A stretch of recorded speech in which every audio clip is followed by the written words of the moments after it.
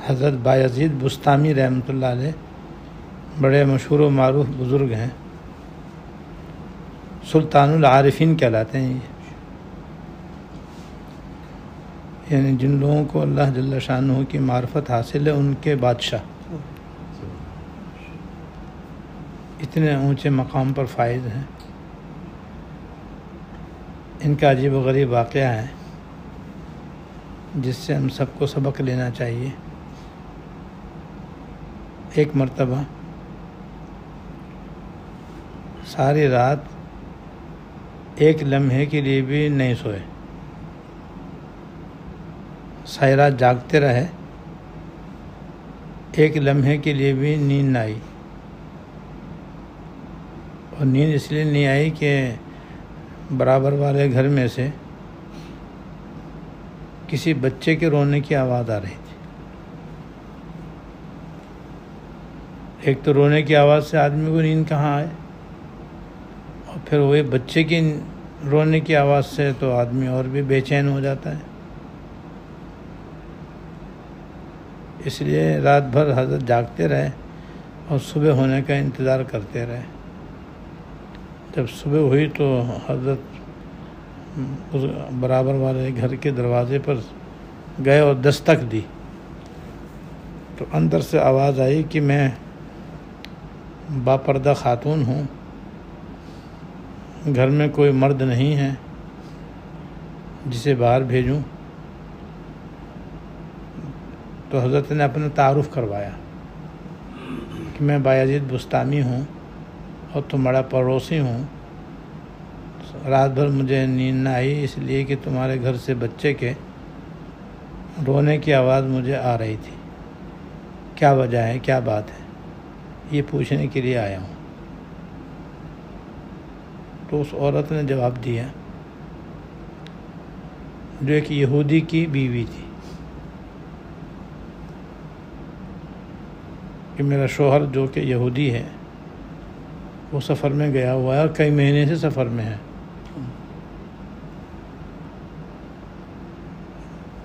گھر میں رات ولادت ہوئی ہے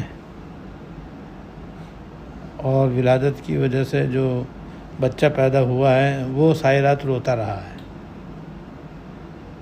حضرت نے پوچھا وہ کیوں روتا رہا، ساری رات کیوں رویا ہے؟ کہ اصل وجہ تو مجھے معلوم نہیں، بظاہر گھر میں اندھیرا تھا اس وجہ سے وہ رو رہا ہے، اس لیے کہ میرے پاس نہ اتنے پیسے تھے کہ میں تیل منگواتی، اور نہ کوئی اور ایسا بندہ تھا جس سے میں تیل منگواتی، تو نہ تیل منگوا سکتی تھی نہ پیسے ہی تھے کہ میں کسی سے تیل منگواتی۔ غربت کی وجہ سے گھر میں رات بھر اندھیرا رہا تو بظاہر بچہ اس کی وجہ سے روتا رہا۔ بس میرا شوہر جب سفر میں گیا تھا تھوڑا بہت غلہ گھر میں چھوڑ گیا تھا، بس اسی پہ گزارا ہے، باقی گھر میں نہ کھانے کو ہے نہ پینے کو ہے نہ کوئی اور سہولت ہے، یہاں تک کہ چراغ جلانے کے لیے بھی تیل نہیں ہے۔ تو حضرت کو بڑا صدمہ ہوا، بڑا غم ہوا، اور اس کے بعد دیکھا کہ ان کے گھر میں ہر طرح کی بہار آ گئی، اور معلوم ہوا کہ حضرت بایزید بستامی رحمۃ اللہ علیہ گھر سے ان کی ساری ضروریات کا انتظام شروع ہو گیا۔ حضرت نے کھانے کو، پینے کو، پہننے کو سب کچھ ان کے گھر اپنے گھر والوں کے ذریعے بھجوانا شروع کر دیا، اس لیے کہ ان کے گھر میں بہاری بہار آ گئی، ساری تنگ دستی اور فقر و فاقہ ختم ہو گیا۔ اور حضرت بایزید بستامی رحمۃ اللہ علیہ روزانہ ان کے دروازے پر تیلی کپی لے کھڑے ہو جاتے تھے خود، تاکہ وہ ان کے گھر میں بھجوائی جائے، اور رات میں ان کے گھر کے اندر چراغ بجھنے نہ پائے، ساری رات روشن رہے، تاکہ گھر میں روشنی رہے گی تو بچہ بھی خوش رہے گا اور جو اندر ہوں گے وہ بھی آرام سے رہیں گے۔ اندھیرے میں تو سبھی کو تکلیف ہوتی ہے، بچہ ہو یا بڑا۔ بہرحال 2-3 مہینے کے بعد یہودی اپنے گھر واپس آیا، اور وہ سوچتا ہوا یہ آ رہا تھا کہ میرے گھر والے بچے بڑے تکلیف میں ہوں گے، کیونکہ میں تو کچھ دے کے آیا ہی نہیں تھا. خالی غلے سے تھوڑی آدمی گزارا ہوتا ہے، پیسے بھی چاہیے ہوتے ہیں. اب جو وہ گھر آیا تو ڈرتے ڈرتے تو بیچارہ گھر میں داخل ہوا. گھر گیا تو دیکھو ماشاءاللہ سب گھر والے بڑے آرام سے ہیں، بڑے سکون سے ہیں. اس نے پوچھی بھی کیا بات ہے، کیسے تم لوگ آرام سے ہو رات سے؟ میں تو ڈرتے ڈرتے آیا ہوں کہ معلوم نہیں تم لوگوں کا کیا حال ہوگا، زندہ بھی ہو یا نہیں. تم تو سب ماشاءاللہ لال سرخ ہو رہے ہو، ایسا لگ رہا ہے کوئی تکلیف ہی نہیں ہے. اگر آپ کا ڈرنا تو صحیح تھا، تھی تو ہماری حالت ایسی ہی. جب تم گئے تو ہمارا کوئی پرسان حال ہی نہ تھا. ایسی حالت میں ولادت ہوئی. ولادت کی حالت بھی اس حالت میں ہوئی کہ گھر میں کچھ بھی نہیں تھا، یہاں تک کہ چراغ بھی نہیں جلا سکی میں. ساری رات بچہ روتا رہا. بس اس دن کے بعد سے حضرت بایزید بستامی رحمۃ اللہ علیہ نے جو سہولتوں اور راحتوں کا دروازہ کھولا ہے، ہماری ساری تکلیفیں دور ہو گئی. اور انہوں نے اس طرح سے کھانے کا، پینے کا، پہننے کا، رہنے کا انتظام فرمایا اور کوئی ضرورت ہماری باقی نہیں چھوڑی. برابر حضرت کی طرف سے یہ ہمیں سہولت حاصل ہے. تو وہ بڑا خوش ہوا اور شکریہ ادا کرنے کے لیے حضرت بایزید بستامی رحمۃ اللہ علیہ خدمت میں حاضر ہوا. ہے یہودی تھا. عرض کیا کہ حضرت آپ نے تو ہم پر بڑا احسان کیا اور ایسا آپ نے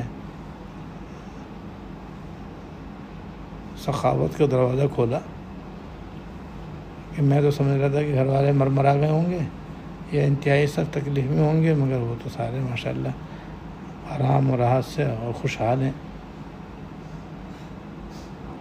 تو حضرت نے جواب دیا بھائی یہ تو میرا فرض تھا.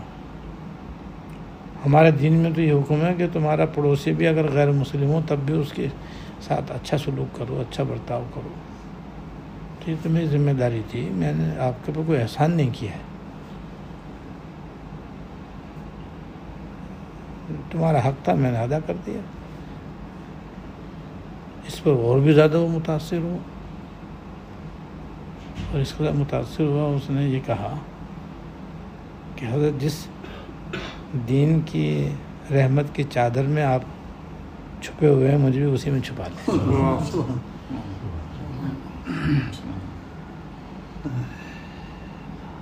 جس دین کی رحمت کی چادر میں آپ بیٹھے ہیں مجھے بھی اسی میں چھپا لیں. اور اس نے حضرت کے ہاتھ پہ اسلام قبول کر لیا. یہودی مذہب سے توبہ کی اور اسلام قبول کر لیا. اس طرح سے اللہ تعالیٰ نے ان کے حسن سلوک، حسن برتاؤ کی وجہ سے اس کو ایمان نصیب فرما دیا. تو بھائی واقعتاً پڑوسی آج کل تو ہم جانتے ہی نہیں پڑوسی کون ہوتا ہے. آج کل تو جن علاقوں میں بعض لوگ رہتے ہیں وہ تو وہاں کسی کے مکان والے کو یہ پتہ نہیں ہوتا میرے برابر میں کون رہتا ہے، مسلمان رہتا ہے یا غیر مسلم رہتا ہے، کوئی انسان بھی بستا ہے نہیں بستا ہے. بس اپنے سے تعلق، بس آئے ہو گئے، کوئی پتہ نہیں برابر میں کون ہے کون نہیں، کس حال میں کس حال میں نہیں. ہم حقوق تو کیا ادا کریں گے، تکلیف ہو رہی تو ہو رہی ہے، اور کچھ نہیں تو پتہ ہی نہیں ہے کون. یہاں تک صورت حال ہے. اسلام یہ کہتا ہے کہ بھئی اپنے پڑوسیوں کو راحت پہنچاؤ، جہاں تک ہو سکے ان کی راحت کا خیال رکھو اور ان کے حقوق ادا کرو، جس میں ادنا حق یہ ہے کہ ہماری طرف سے کوئی تکلیف نہ ہو. ادنا درجہ تو یہ کہ تکلیف نہ ہو. پھر آگے بہت سارے درجات ہیں جس میں یہ بھی ہے کہ جب تم اپنے گھر میں کھانا پکاؤ تو اس میں شوربہ زیادہ بنا لو اور اپنے پڑوس کو بھیجو، تاکہ پڑوسوں کے یہاں تمہارے یہاں سے کھانا جائے تو ان بھی کھانا کھا لیں گے. بیمار ہو جائیں تو ان کی طبیعت پوچھو، ان کی کسی کا انتقال ہو جائے تو ان کی تعزیت کرو، جہاں تک ہو سکے ان کے ساتھ اچھا سلوک کرو. اور یہاں تک حدیث میں ہے کہ آپ فرماتے ہیں کہ جبرائیل امین جب بھی میرے پاس آتے تھے تو پڑوسیوں کے حقوق ادا کرنے کی تاکید کرتے تھے، اور حضرت جبرائیل علیہ السلام خود اپنی طرف سے تو کچھ کہتے ہی نہیں تھے اور کہہ بھی نہیں سکتے تھے، کیونکہ وہ تو اپنی طرف سے کچھ بھی نہیں کہہ سکتے، ظاہر من جانب اللہ کہتے تھے۔ من جانب اللہ ان کو یہ حکم تھا کہ جب بھی جاؤ جا کر کے حضور کو پڑوسیوں کا حق ادا کرنے کی تاکید کرو۔ تو حضور فرماتے ہیں کہ جبرائیل امین میرے پاس جب بھی آتے تھے تاکید کرتے تھے، تو مجھے یہ خطرہ لاحق ہوا کہ ایسا تو نہیں کہ پڑوسیوں کو وراثت میں بھی حصہ دلوا دیں۔ اتنا انہوں نے کہا اور تاکید کی کہ پڑوسی کا خیال کرو، تو مجھے یہ خطرہ ہونے لگا کہ ایسا تو نہیں کہ آگے چل کر یہ ان کو وارث بھی بنوا دیں اور پڑوسی کی وراثت میں اس کو بھی حصہ دلوا دیں۔ حصہ تو نہیں دلوایا، وارث تو نہیں بنایا جب کہ وہ شرعی وارث نہ ہو، لیکن اس سے یہ معلوم ہوا کہ اتنی تاکید ہے۔ تو آج ہم لوگ جہاں رہتے ہیں، جس طرح رہتے ہیں، ہمیں پتہ بھی نہیں ہوتا ہمارے پڑوس میں کون رہتا ہے کون نہیں رہتا، نہ سلام نہ دعا، نہ سلام نہ کلام، نہ میل نہ جول، نہ ملنا جلنا۔ یہ تو نہیں ہے کہ بھئی آپ ان سے گہری دوستی کرو، ہر وقت ان کے گھر میں جا کے بیٹھو، یہ تو کوئی حکم نہیں ہے، مگر یہ کہ معلوم ہونا چاہیے ہمارے پڑوس میں کون رہتا ہے، اور ان کی خیر صلاح ہونی چاہیے، سلام دعا رہنی چاہیے، کبھی کبھی آمنا سامنا ہو تو خیریت دریافت کر دینی چاہیے، کبھی اپنی طرف سے کوئی ہدیہ تحفہ بھی ان کے یہاں بھیجنا چاہیے۔ بہرحال آڑے وقت میں خاص طور سے ان کا خیال کرنا چاہیے۔ اللہ تعالیٰ مجھے بھی اور آپ کو بھی سب کو اپنے پڑوس کا خیال کرنے کی اور ان کا حق ادا کرنے کی توفیق دے۔ واخر دعوانا